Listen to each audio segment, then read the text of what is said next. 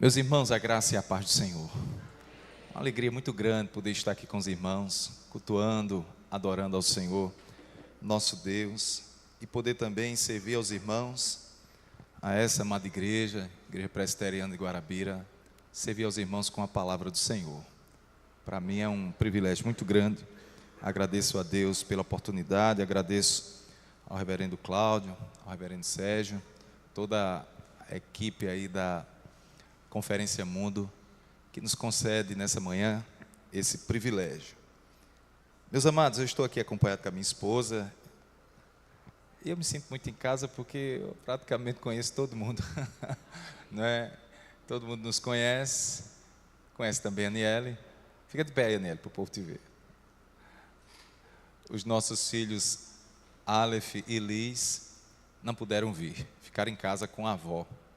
E ficar com a avó é algo maravilhoso. Meus irmãos, nessa manhã, o Senhor colocou em nosso coração o desejo de compartilhar com os amados uma porção das Escrituras que se encontra no livro de Atos, Atos dos Apóstolos. Uma narrativa, mas que traz para nós muitas lições, sobretudo no que diz respeito ao tema que os irmãos estão meditando esses dias, desde sexta-feira. E aí, meus amados, Atos capítulo 7, versículos 54 até os 60. Quem encontrou e puder, se coloque de pé. Nós vamos fazer a leitura desse texto. E nós vamos nessa manhã meditar nessa passagem, todo o contexto do capítulo 6 e 7, que vai falar desse servo de Cristo, chamado Estevão. Versículos 54 ao 60, do livro de Atos, capítulo 7, diz assim a palavra do Senhor.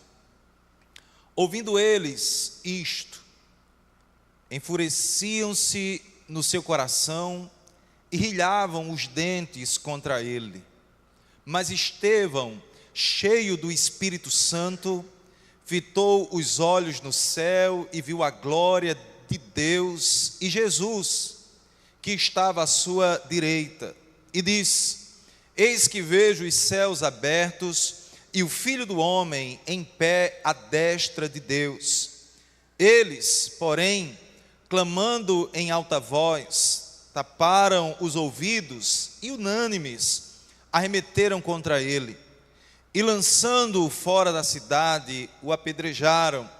As testemunhas deixaram suas vestes aos pés de um jovem chamado Saulo, e apedrejavam Estevão, que invocava e dizia: Senhor Jesus, recebe o meu espírito.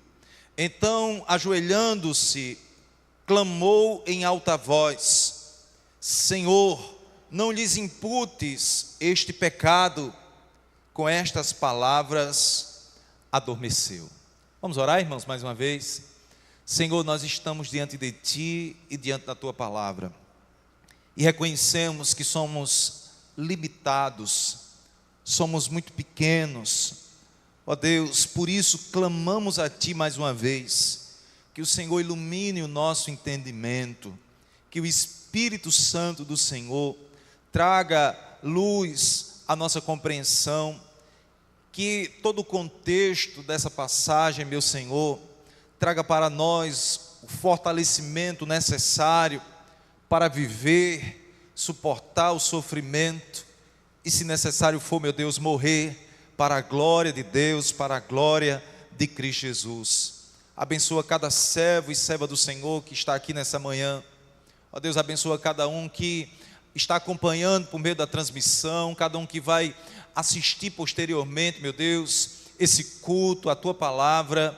Ó meu Deus, assim nós oramos, na dependência do Espírito Santo, e em nome de Jesus, amém. Os irmãos podem sentar. Meus irmãos, fundamentados no texto que lemos, eu quero meditar com os irmãos sobre o seguinte tema: vivendo, suportando o sofrimento e morrendo. para a glória de Cristo, para a glória de Deus. Meus amados, como nós imaginamos estar quando chegarmos à glória celestial? Como você imagina estar quando chegar à glória celestial? Como você imagina que será a sua entrada nos portões de pérola da Nova Jerusalém? Obviamente que nós falamos em termos segundo as Escrituras, mas nós sabemos que tudo transcende aquilo que nós falamos, pois é muito maior do que a nossa mente limitada possa imaginar. Mas ainda, meus amados, como será que nós imaginamos ser a forma como os servos de Cristo chegarão no lar celestial? Meus irmãos, é óbvio que nós podemos imaginar, apenas imaginar, pois não temos como afirmar precisamente em todos os detalhes como será a recepção dos servos de Deus na glória celestial. Contudo, eu particularmente penso na figura dita por Jesus lá em Mateus capítulo 5, 29 e 30. Obviamente ele está falando em um contexto de que se o teu olho te faz pecar, se o teu braço te faz pecar, você deve arrancá-los fora. E aí o texto diz o seguinte no versículo 29 e 30: se o teu olho te faz tropeçar, arranca-o e lança-o de ti, pois te convém que se perca um dos teus membros e não seja todo o teu corpo lançado no inferno. E se a tua mão direita te faz tropeçar, corta e lança de ti, pois te convém que se perca um dos teus membros e não vá todo o teu corpo para o inferno. De sorte, meus irmãos, que pensando nessa figura, eu entendo que a nossa jornada para a eterna glória celestial está mais para um campo de guerra, um campo de batalha, do que para um parque de diversões. E é isso, exatamente isso que afirmam alguns dos nossos doutrinadores do passado. Há uma luta, meus irmãos, que é ininterrupta e que deve ser travada por cada um dos servos de Deus. A figura que vem à minha mente quando penso na chegada do povo de Deus na glória celestial é de um exército vitorioso, que obteve vitória pela graça de Cristo, pelos méritos de Cristo, um exército triunfante, um exército que viveu, suportou o sofrimento e morreu para a glória de Cristo, para a glória de Deus. Homens e mulheres que chegarão na glória celestial mutilados, sem braço, sem uma perna, sem olho, pois cada membro desse arrancado representará uma renúncia feita, uma batalha travada, um dano sofrido nessa vida, para que o nome e a glória de Deus, o nome e a glória de Cristo fossem evidenciados, testemunhados nesse mundo. Essa é, meus amados, a figura que eu entendo. E é necessário a compreensão de que fomos salvos e recebemos o poder do Espírito Santo para que sejamos, irmãos, mártires, testemunhas de Cristo, homens e mulheres dispostos a sofrer pelo nome do seu Senhor, para a glória de Deus, para a glória do seu Senhor. Um mártir é exatamente isso, é uma testemunha que vive, suporta o sofrimento e morre para a glória do seu Senhor. Nessa perspectiva ilustrativa, irmãos, tendo a sua vida como um corpo e suas renúncias como membros arrancados desse corpo para a glória de Cristo, surge uma pergunta, irmãos, para nós: quantos membros do nosso corpo, quantas renúncias já tivemos que fazer, quantos danos já tivemos que sofrer, para que o nome de Cristo, o nome de Deus, a glória de Cristo e a glória de Deus, fossem testemunhados por meio dessa amputação da nossa vida, do nosso corpo.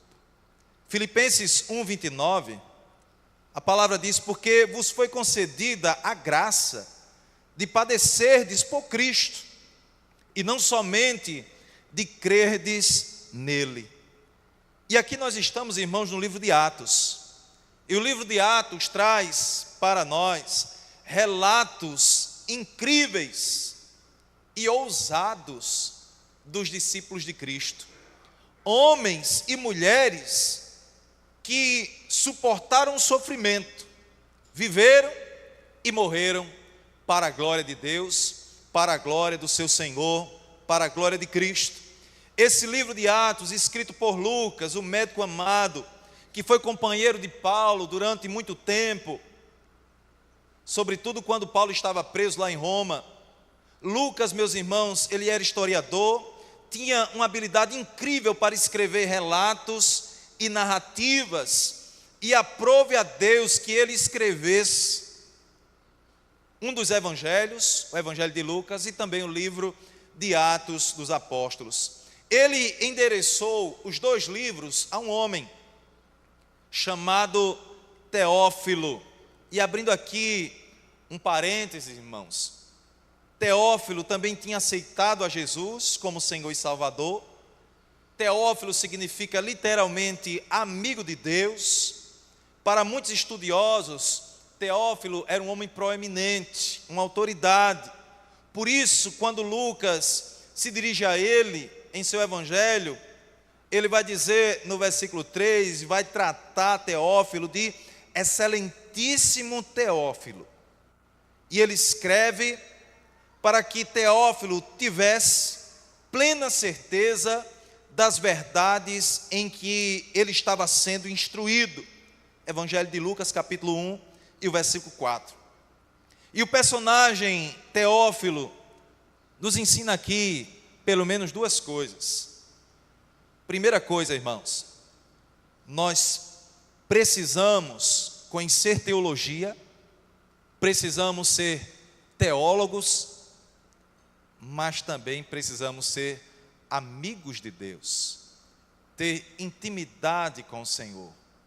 Então precisamos ao mesmo tempo ser teólogos e teófilos, conhecer a Deus e ser amigo de Deus. Esse é um dos requisitos para viver, suportar o sofrimento e morrer para a glória de Cristo, para a glória de Deus. Conhecer a Deus, ser amigo de Deus. Voltando para o texto lido, Atos 7, 54 a 60, encontramos aqui Estevão, meus irmãos, uma testemunha, um mártir, um servo que viveu, suportou o sofrimento e morreu para a glória do seu Senhor. A história registrada no livro de Atos sobre Estevão é meteórica. Ele aparece no capítulo 6, no capítulo 7 já tem a narrativa do seu martírio, das tribulações que ele enfrentou. Não sabemos muita coisa sobre a sua vida pessoal, se ele pertencia a uma família notável, ou se essa família, a família de Estevão, era de grande influência. O que nos foi deixado como relato da vida de Estevão, desse servo do Senhor, é que ele surge como um discípulo que testemunha de forma poderosa a respeito de Cristo, a respeito do Evangelho. Nós vamos perceber que o testemunho de Estevão foi tão impactante, mas tão impactante, irmãos, que mexeu com as estruturas de um jovem teólogo, estudioso, chamado Saulo de Tarso, que viu o martírio de Estevão e jamais se esqueceu do testemunho daquele discípulo chamado Estevão, que viveu, suportou o sofrimento e morreu para a glória de Cristo, para a glória de Deus. A ponto de muitos anos depois, cerca de 20 anos após o martírio de Estevão, Paulo ainda lembrava, irmãos, daquele momento testemunhado por ele. Em Atos 26:10, Paulo diz assim: olha, contra os cristãos eu dava o meu voto, quando os matavam. Em Atos 22:20 diz assim: quando se derramava o sangue de Estevão, tua testemunha, eu também estava presente, consentia nisso e até guardei as vestes dos que o matavam. O testemunho de Estevão, meus amados, trouxe ou levou um impacto tão grande para Paulo. Foi, na verdade, um instrumento de Deus para levar o apóstolo Paulo a crer em Jesus Cristo. De maneira, meus amados, que muitos estudiosos, como Santo Agostinho, eles atribuem a conversão de Saulo ao testemunho e às orações de Estevão. Óbvio que no sentido, na perspectiva testemunhal, de alguém que pregou de fato o Evangelho com o seu próprio testemunho e martírio. De maneira que Agostinho, ele diz o seguinte: olha, se Estevão não orasse, a igreja não teria Paulo. Ele tinha essa convicção de que a vida de Estevão, o sofrimento de Estevão e a morte de Estevão foram fatores determinantes para que aquele jovem fosse impactado e entregasse a sua vida a Jesus. Estevão é conhecido, meus irmãos, como o primeiro mártir da igreja cristã. Mas aqui é necessário fazermos mais uma pergunta a nós mesmos. Será que a nossa vida, irmãos, o nosso testemunho de vida tem impactado também outras vidas e levado outras vidas a crer em Jesus? Será que as pessoas conseguem olhar para nós e identificar em nós alguns danos sofridos, algumas renúncias feitas, tudo para a glória de Cristo, para a glória de Deus? E essas vidas têm realmente sido impactadas pelo nosso testemunho, assim como a vida do apóstolo Paulo, do então Saulo, jovem Saulo, foi impactada pela vida e o testemunho de Estevão. Estevão, meus irmãos, aparece pela primeira vez nas Escrituras, no livro de Atos. Nós estamos aqui, capítulo 6, versículo 5. Mas essa aparição é adjetivada de forma gloriosa. Veja o relato. Aí vamos voltar para o capítulo 6. Versículo 5 diz assim: o parecer agradou a toda a comunidade, e elegeram Estevão, um homem cheio de fé e do Espírito Santo. E ele traz a relação de outros nomes, mas somente Estevão é adjetivado como homem cheio de fé e do Espírito Santo. E os irmãos sabem que o contexto é que houve uma murmuração, porque as viúvas dos helenistas estavam sendo esquecidas na distribuição diária. E era necessário que homens fossem levantados, homens de Deus, cheios do Espírito Santo, homens cheios de fé, pudessem realizar essa obra. E aqui fica claro, irmãos, desde o princípio da história e do testemunho de Estevão, que ele testemunhou de fato, de forma poderosa, a respeito de Jesus e do Evangelho, porque ele era um homem cheio de fé e do Espírito Santo. Só é possível, irmãos, viver, suportar o sofrimento e morrer para a glória de Cristo e para a glória de Deus, se existir em nós fé e a presença real, o enchimento do Espírito Santo de Deus. Esse é o motivo que encontramos no texto, pelo qual Estevão viveu, sofreu, suportou o sofrimento e morreu para a glória de Cristo. Ele era um homem cheio de fé e do Espírito Santo. Meus irmãos, nós precisamos dessa fé bíblica e do Espírito Santo para vivermos, suportarmos o sofrimento e morrermos para a glória de Cristo. Os irmãos sabem que a fé, biblicamente falando, óbvio que não é um salto no escuro. A fé, segundo Hebreus capítulo 11, versículo 1, é a certeza das coisas que se esperam e a convicção de fatos que se não veem. Meus irmãos, essa fé bíblica nos faz, de fato, enxergar aquilo que não é possível enxergar a olhos humanos. Essa fé nos faz enxergar a glória de Cristo, o propósito de Deus, o agir de Deus em nossas vidas. Meus irmãos, nós precisamos nutrir essa fé bíblica. E é necessário, de fato, ter intimidade com Deus, intimidade com a palavra de Deus.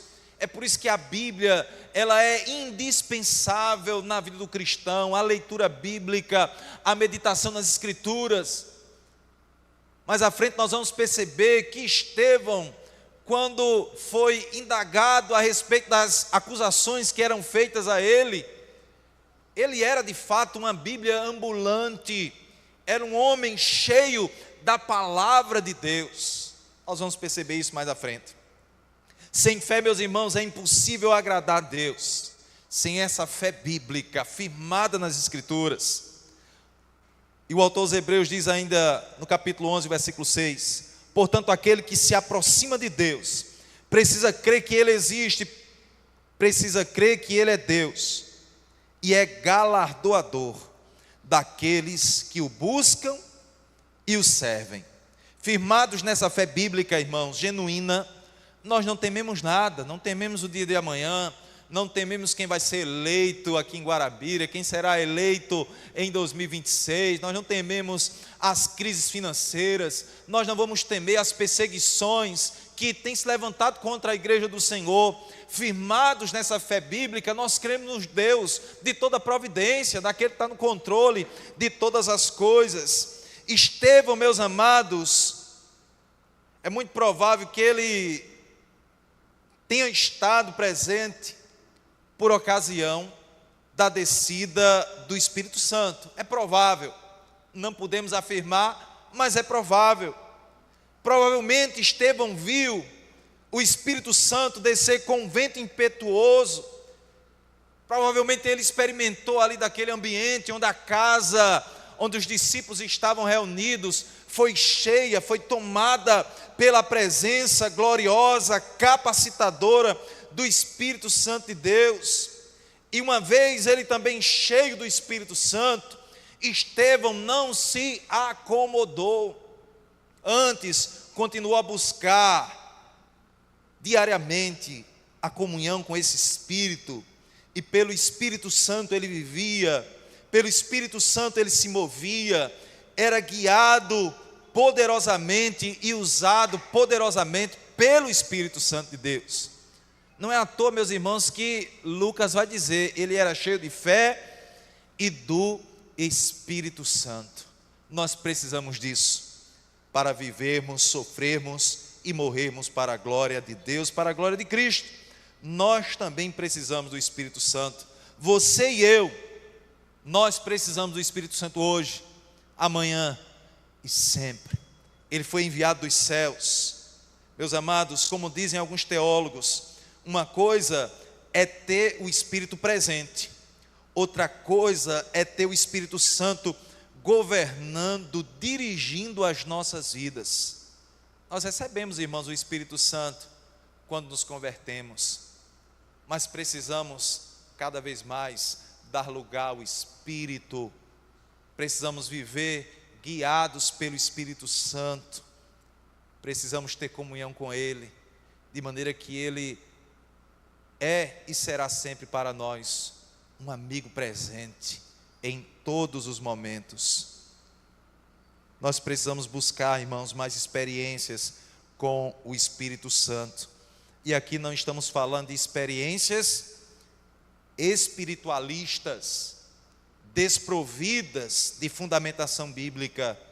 Pelo contrário, irmãos, é buscar a intimidade com o Espírito Santo, segundo as Escrituras, entendendo que Ele não é apenas uma força ou um arrepio, Ele é uma pessoa, a terceira pessoa da Santíssima Trindade. Ele é Senhor da igreja, dessa santa dispensação do Evangelho de Jesus Cristo.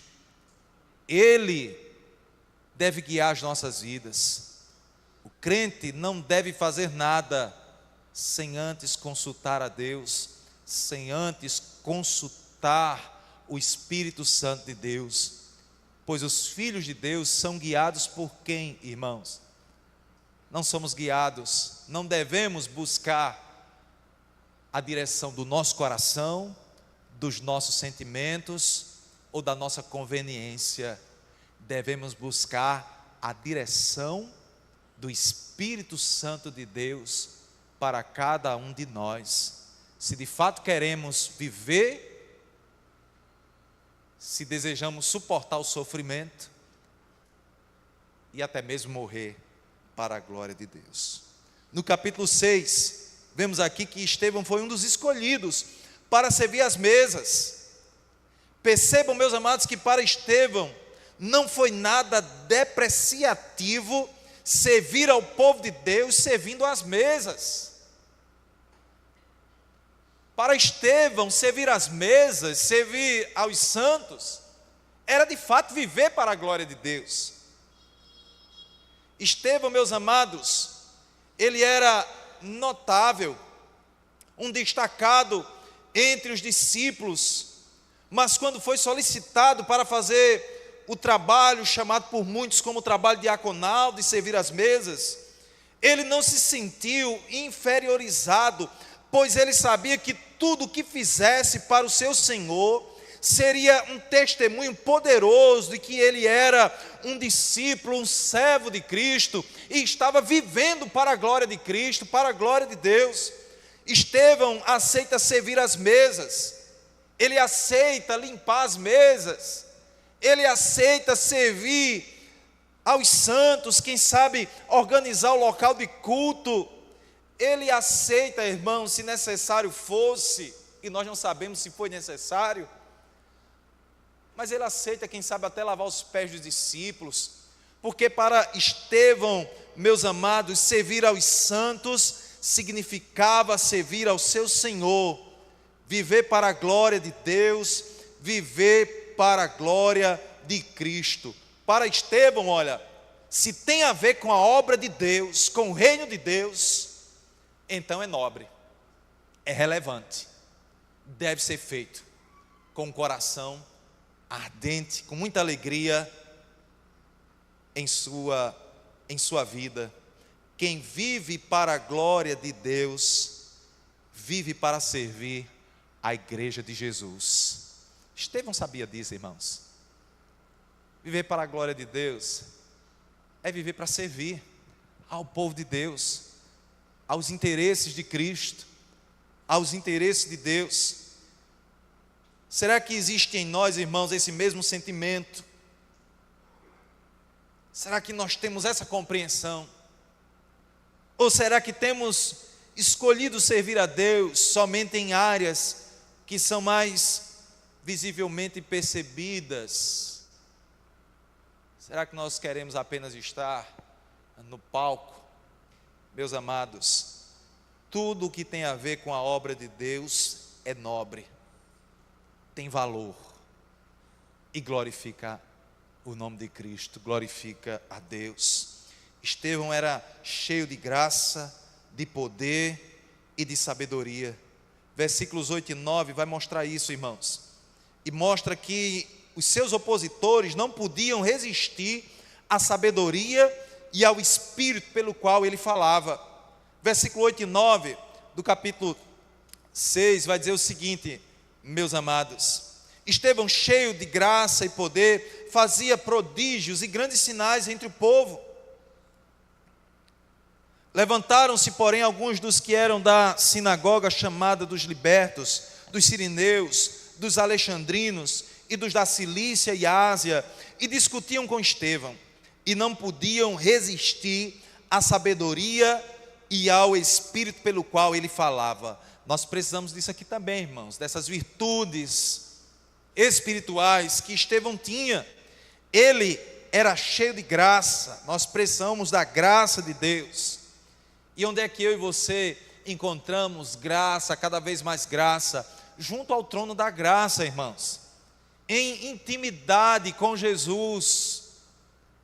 É quando nós dobramos os joelhos, quando nós inclinamos o nosso coração, reconhecendo que Ele é Senhor e nós somos servos, que Ele é eterno, nós somos passageiros.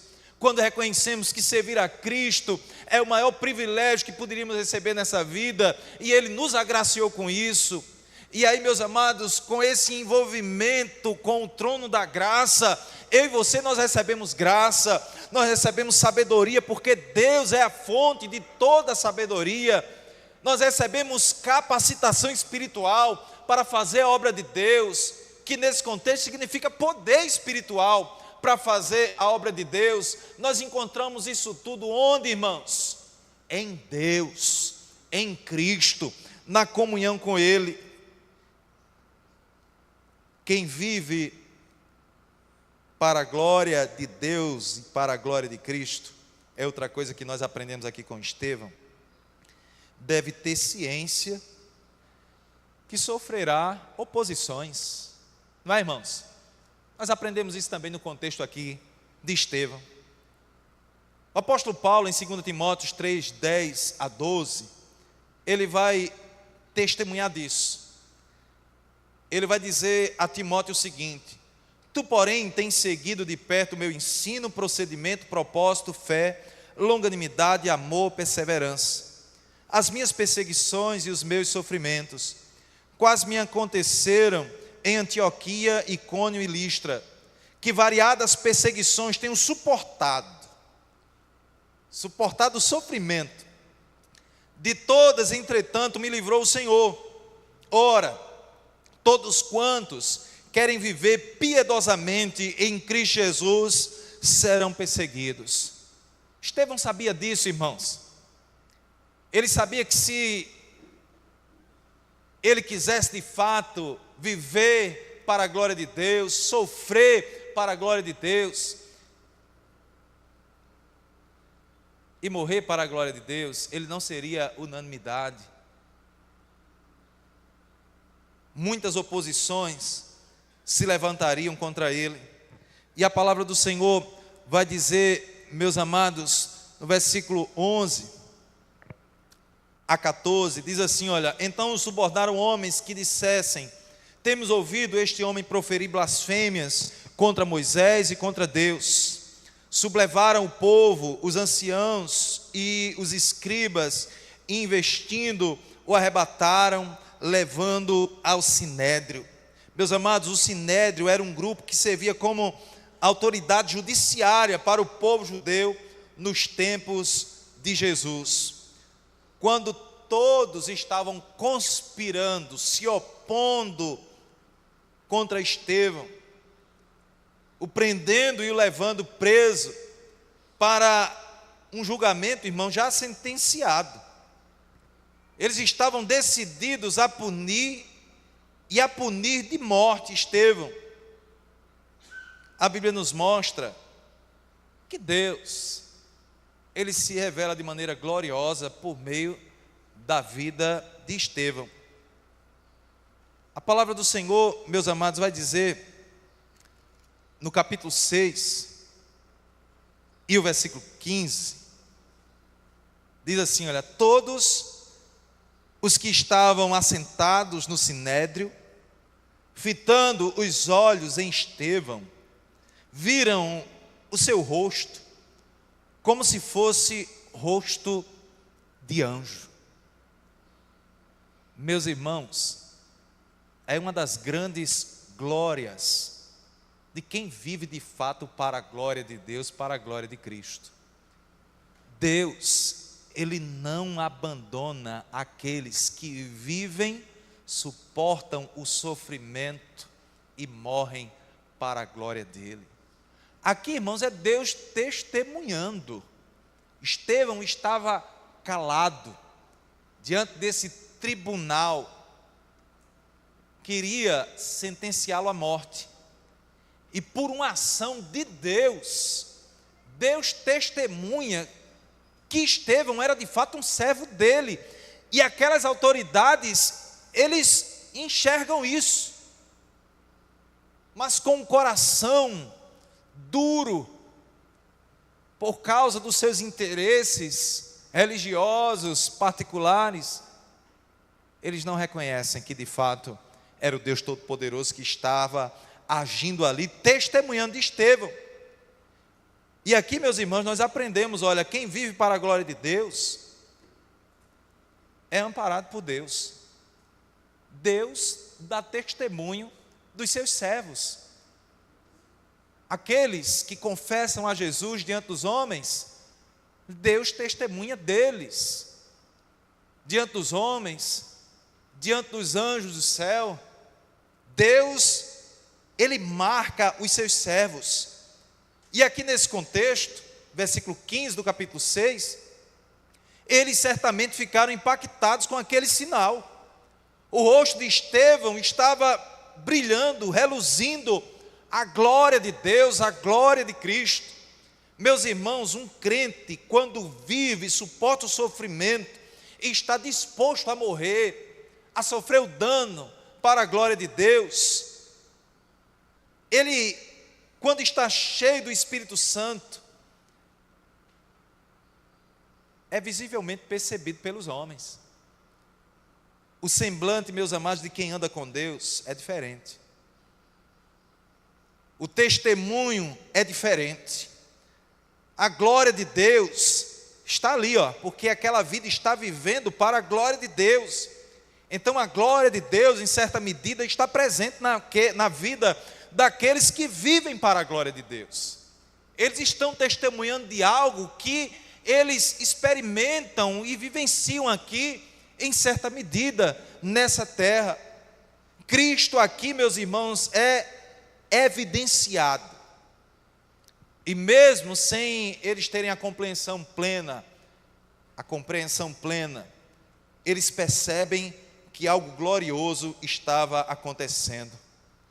Nós aprendemos aqui também que para viver para a glória de Deus, de Cristo Jesus, nós aprendemos isso com Estevão, irmãos. É necessário conhecer o plano redentivo de Deus. Será que nós conhecemos, irmãos? Será que cada um de nós sabe realmente qual é o propósito do Deus Todo-Poderoso, do Criador dos céus e da terra? O propósito dele para esse mundo, para os homens, para a sua criação? Nós precisamos, irmãos, ter esse conhecimento e essa convicção. Só vai ser possível viver, suportar o sofrimento e, se necessário for, morrer para a glória de Cristo, para a glória de Deus, se nós entendemos qual é o propósito de Deus. E aí nós vamos nos encaixar nesse propósito, porque nós vamos entender que tem a ver com Ele, com a glória dEle, e não primariamente com o nosso bem-estar, não com os nossos planos, os nossos sonhos, mas tem a ver com a glória dEle. A glória dEle, meus amados, ela está sendo evidenciada sobre a face da terra. A glória dEle está sendo testemunhada pela igreja. A glória dEle, Ele mesmo, irmãos, vela pela glória dEle. É o Deus Todo-Poderoso. Nós aprendemos isso com Estevão. Foi dado a Estevão o direito de se defender. E o que ele faz, irmãos? O que é que esse homem de Deus faz? Tendo o conhecimento da obra redentiva de Deus, sabe o que ele faz diante daquele tribunal? Que provavelmente Estevão sabia, irmãos, que ele sairia dali para o martírio, ele seria morto. Sabe o que ele faz naquele contexto? Ele testemunha de Cristo, ele prega a palavra com propriedade, com conhecimento do plano eterno e salvador de Deus para Israel e para todo o seu povo. Meus irmãos, nós precisamos entender aqui que Estevão estava prestes a ser condenado à morte por blasfêmia. Ele sabia disso. Ele tinha consciência disso. Ele estava ali em uma audiência judicial que determinaria se ele viveria ou se seria morto. Diante desse júri preparado e parcializado por meio de muitas armações, Estevão não retrocede, não nega a sua fé. Ele não faz isso. Ele também não perde a oportunidade de testemunhar. Ele tem em sua mente: olha, serão minhas últimas palavras, serão meus últimos momentos aqui nessa vida. Eu vou pregar a Cristo, eu vou falar sobre o plano redentivo de Deus, que é maior do que eu, é maior do que a minha vida. Eu vou falar disso. O texto diz em Atos 7:1, já no capítulo 7. Então lhe perguntou o sumo sacerdote: porventura é isto assim? Então Estevão, irmãos, inicia a sua defesa. Em sua defesa ele não pede desculpas ou omite a verdade. No momento de sua defesa, ele prega o plano salvador, redentor de Deus. E ele faz isso, irmãos, de cor. Ele tinha todo o plano redentivo de Deus, toda a narrativa das Escrituras a respeito do propósito redentor de Deus em sua mente. Ele tinha isso tudo. Ele não tem auxílio de um esboço, ele não tem nem sequer um pergaminho em suas mãos. Estava na mente dele, estava no coração dele. E ele brada, ele testemunha, ele fala a respeito do plano da redenção de Deus.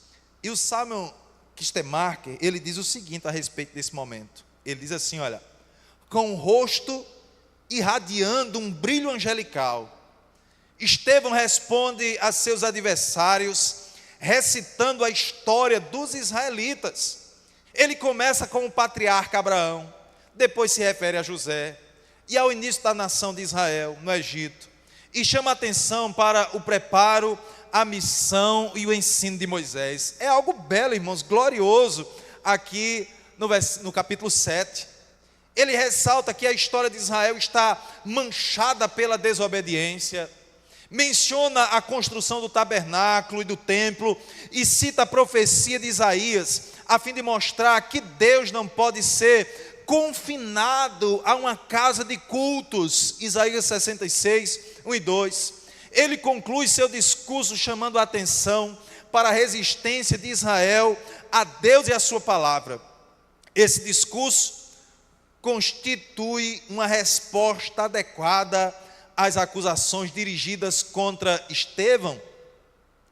Do seu ponto de vista, a resposta é afirmativa, porque um judeu, ou melhor, como judeu, ele apela para a herança histórica das Escrituras, que o torna partícipe da vida e da história de seus compatriotas. Desse modo, Estevão declara sua unidade básica com o povo judeu ao mencionar Abraão, o pai dos crentes. Ele faz isso, irmãos. A narrativa é belíssima. A pregação de Estevão aqui no capítulo 7 é algo tremendo. Mas após o seu discurso, a sua pregação, que vai, meus amados, percorrer até o versículo 53, Lucas aqui ele mostra a partir do versículo 54 o que é que aconteceu com Estevão. Aqui aprendemos com Estevão que alguém que deseja suportar o sofrimento, viver e morrer para a glória de Cristo, para a glória de Deus, continua a testemunhar a respeito do seu Senhor, mesmo diante do risco da própria morte. Estevão faz isso. Versículo 54. Agora nós vamos encerrar com o texto que nós lemos no início. No texto, no versículo 54 diz assim: Ouvindo eles isto, enfureciam-se no seu coração e rilhavam os dentes contra ele. O argumento de Estevão, meus irmãos, foi tão contundente e consistente que a reação dos seus opositores não pôde ser outra, diante daquele contexto, a não ser decretar a morte de Estevão. Eles estavam acusando Estevão de ter quebrado a lei ao blasfemar contra Deus e o lugar santo. Mas Estevão refuta de forma que eles se sentem acusados de blasfêmia contra o Senhor. Eles estavam acusando Estevão daquilo que eles estavam praticando. Essa prática é muito antiga, meus irmãos, acusar os outros daquilo que a pessoa mesma faz. Não se espante se alguém te acusar injustamente daquilo que ele mesmo está praticando. Nós vemos isso aqui com Estevão. A Bíblia diz que eles rilhavam os dentes, ensandecidos pela fúria e pela própria consciência, não querendo admitir que eles é que estavam errados. Eles não fizeram isso. Eles foram até o fim. Mas diante dos seus algozes, furiosos e determinados a matá-lo, o que é que Estevão faz aqui, irmãos? Versículo 55. Mas Estevão, cheio do Espírito Santo, fitou os olhos no céu e viu a glória de Deus e Jesus que estava à sua direita, e disse: eis que vejo os céus abertos e o Filho do Homem em pé à destra de Deus. Meus amados, nós precisamos também ter essa intimidade com Deus, com o Espírito Santo de Deus, para termos esses vislumbres da glória de Cristo, da glória de Deus, sobretudo em momentos difíceis. Precisamos contemplar pela fé e espiritualmente, contemplar a Deus em seu trono, em sua majestade, em sua glória. Jesus Cristo que está à destra de Deus Pai, para podermos ser discípulos, servos, que vivem, suportam o sofrimento e estão dispostos a morrer para a glória de Cristo, para a glória de Deus. Diante, meus irmãos, das aflições, diante das dificuldades, o que nós enxergamos, irmãos? O que nos fará suportar o sofrimento vai ser enxergar a glória de Deus e a glória de Cristo. Entender que Ele está no controle de todas as coisas, sentado em seu trono, governando e regendo todas as coisas. Estevão suporta o sofrimento, glorifica a Deus, glorifica a Cristo, porque ele tem essa percepção espiritual.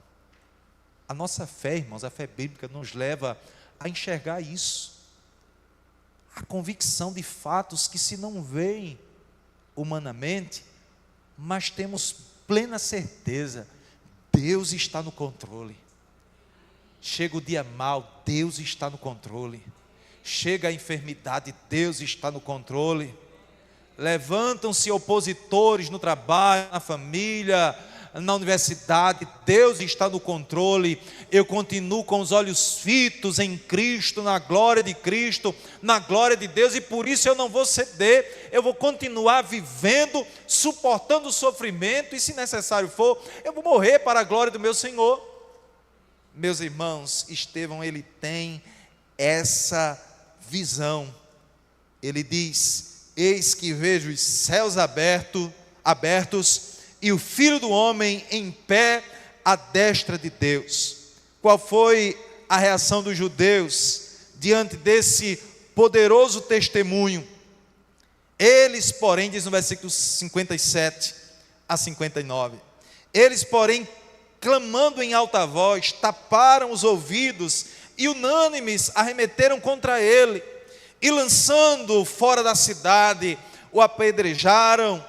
As testemunhas deixaram as suas vestes aos pés de um jovem chamado Saulo, e apedrejavam Estevão, que invocava e dizia: Senhor Jesus, recebe o meu espírito. Oh, meus irmãos, será que nós conseguimos imaginar essa cena real? É uma narrativa, irmãos, é um fato histórico. O servo do Senhor, cheio de fé, cheio do Espírito Santo, cheio de sabedoria, cheio da graça de Deus, ele vivenciou todo esse sofrimento e suportou esse sofrimento e o martírio para a glória de Cristo, para a glória do seu Senhor. Oh, irmãos, o que é que nós temos sofrido se comparado a esse contexto de Estevão? E por que será que por muito pouco, falando de forma genérica, nós temos negado tanto a nossa fé, negado o nome de Cristo? Porque quem sabe Estevão aqui, né, se tivesse a mentalidade do nosso tempo, da nossa época, a mentalidade ocidental, brasileira, de um evangelho paupérrimo, humano, materialista, ele estivesse aqui: não, como é que pode? Eu sou um servo de Deus, cheio do Espírito Santo, cheio de conhecimento, cheio de sabedoria, estou sofrendo isso? Não, eu deveria estar ocupando os lugares mais altos da sociedade e eu estou sofrendo isso. Só que a compreensão de Estevão, meus amados, era uma compreensão verdadeiramente bíblica. Ele entendia o propósito de Deus, ele sabia que os sofrimentos do tempo presente, nas palavras do apóstolo Paulo, não podem ser comparados à glória que será revelada no povo de Deus.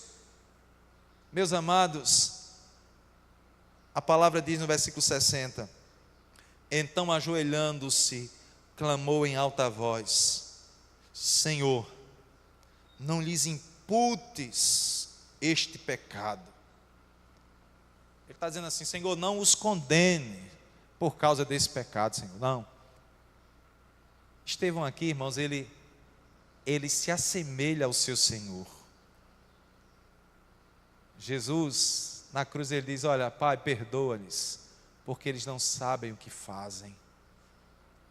E nós entendemos aqui, irmãos, com o exemplo de Estevão, que para viver, suportar o sofrimento e morrer para a glória de Deus, para a glória de Cristo, nós precisamos buscar nos assemelhar a Jesus. A Jesus.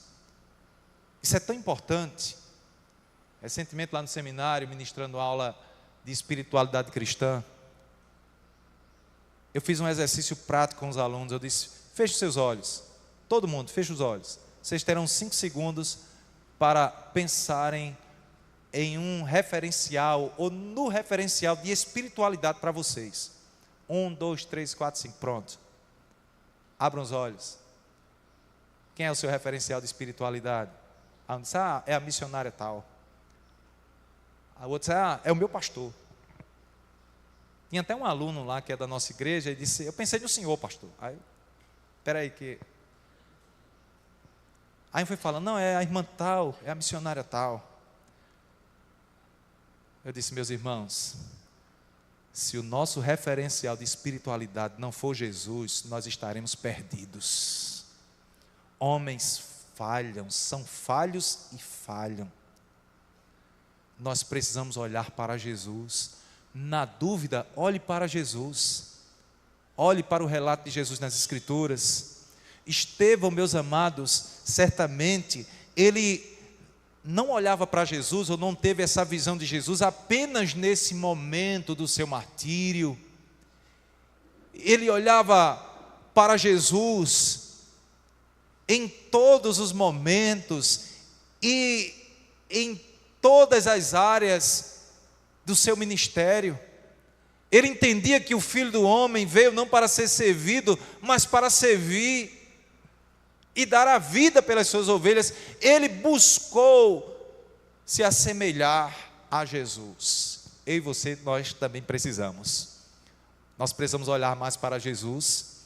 Nós precisamos buscar nos assemelhar mais a Jesus, se de fato queremos viver, suportar o sofrimento e morrer para a glória de Cristo, para a glória de Deus. Uma pessoa cheia de fé, do Espírito Santo de Deus, e que deseja viver, suportar o sofrimento e morrer para a glória de Deus. Aqui com Estevão, nós aprendemos, essa pessoa libera perdão, não deseja o mal a ninguém, nem mesmo dos seus inimigos, e parte desse mundo com a convicção que está indo para o seu verdadeiro lar. Alguém que quer viver, irmãos, para a glória de Deus, para a glória de Cristo, sabe que isso aqui são sombras, estamos de passagem, o nosso lar é a glória celestial. Não se compara, irmãos, nada aqui nessa terra pode ser comparado com aquilo que há de acontecer na eternidade conosco. Algumas aplicações finais. O testemunho e a história de Estevão é um dos grandes tesouros do cristianismo através dos séculos.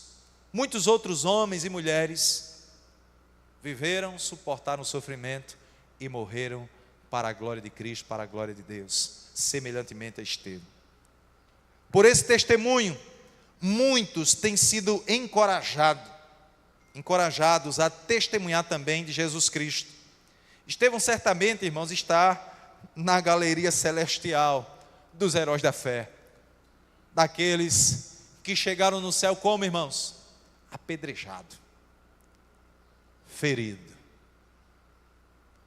mutilado, mas chegaram lá e glorificaram o nome do seu Senhor aqui na terra e estão glorificando na eterna glória. O testemunho de Estevão foi tão impactante que marcou a vida de Saulo, do apóstolo Paulo.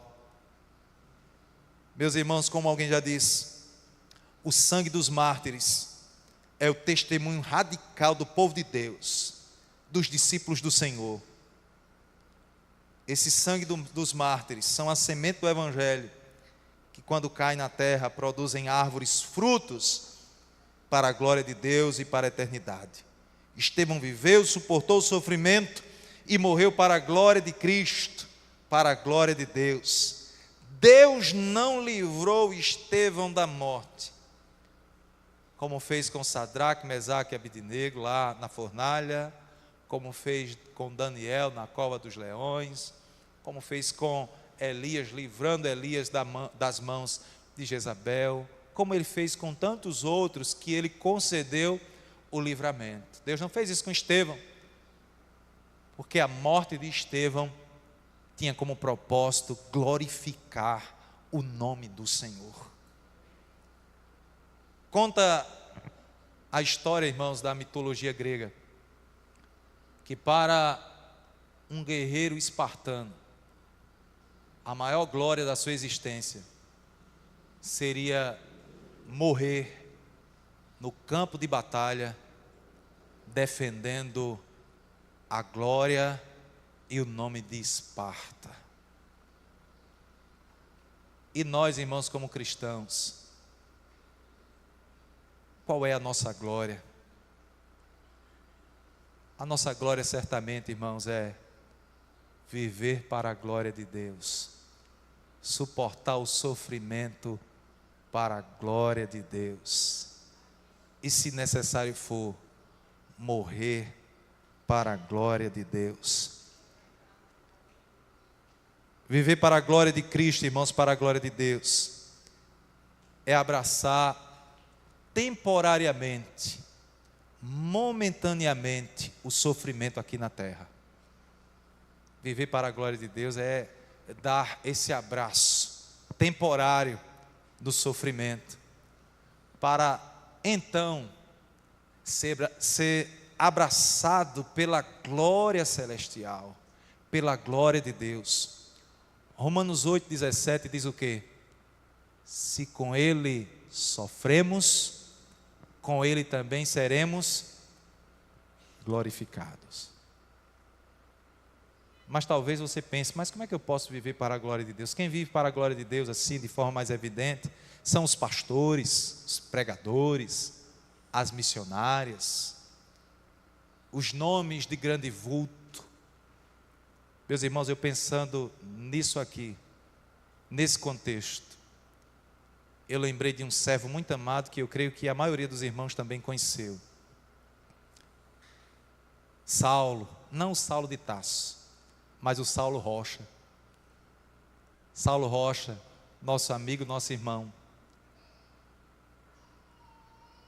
Meus irmãos, eu fui impactado positivamente, de uma maneira tremenda, pela vida, pelo testemunho e pela morte de Saulo.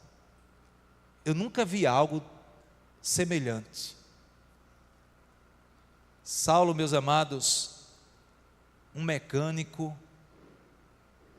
uma pessoa modesta, de poucas palavras, mas de muito servir, com o coração de um amigo, de um irmão. Meus irmãos, eu acredito que eu só serei plenamente curado pela partida de Saulo quando eu chegar lá na eternidade. Porque até hoje, quando eu penso em Saulo, o coração ele aperta, mas eu sei que ele está com o Senhor, com o nosso Senhor. E eu dizia assim: Senhor, eu não vou conseguir realizar a cerimônia fúnebre de Saulo, Senhor. Eu não vou conseguir, Senhor. Não vou. Mas aprova o Senhor levá-lo. Meus irmãos, eu nunca vi um mover de Deus de uma forma tão extraordinária, Deus testemunhando do seu servo, um mecânico modesto aqui de Guarabira, que viveu para a glória de Deus, irmãos. Em uma tarde de quinta-feira, um dia útil, nunca vi uma cerimônia fúnebre, um cortejo, com tanta comoção, com tanta gente, e pessoas de vários lugares testemunhando, dizendo: Saulo realmente era um homem de Deus, era um crente, um amigo. Meus irmãos, é possível sim, a cada um de nós, viver, suportar o sofrimento, e que a nossa morte glorifique o nome do Senhor, porque eu pude testemunhar que a morte de Saulo glorificou o nome do Senhor. E mesmo na morte ele foi uma pessoa abençoadora, porque teve a doação dos órgãos, e os órgãos do nosso irmão salvaram 3 outras vidas. Eu disse: meu Deus, que morte, que vida, que testemunho, que morte gloriosa. Porque eu dizia à igreja: irmãos, imaginem famílias orando, porque tinha o seu filho que precisava lá de um órgão. E claro que essas famílias não estavam orando para ninguém morrer, mas estavam orando para que Deus providenciasse um órgão lá, um doador, para o seu filho, seu pai, ter esse recomeço. E quando a família decidiu e me comunicou, eu disse: meus irmãos, vocês estão glorificando a Deus com isso. Que vida maravilhosa o nosso amado irmão teve, que morte gloriosa, porque glorificou o nome de Cristo, o nome do Senhor. Irmãos, que vivamos assim, que vivamos, que suportemos o sofrimento e que a nossa morte também glorifique o nome de Cristo. Amém? Eu quero orar com os irmãos. Você pode ficar de pé? Aprendamos com Estevão, aprendamos com Timóteo, aprendemos com os apóstolos, os mártires.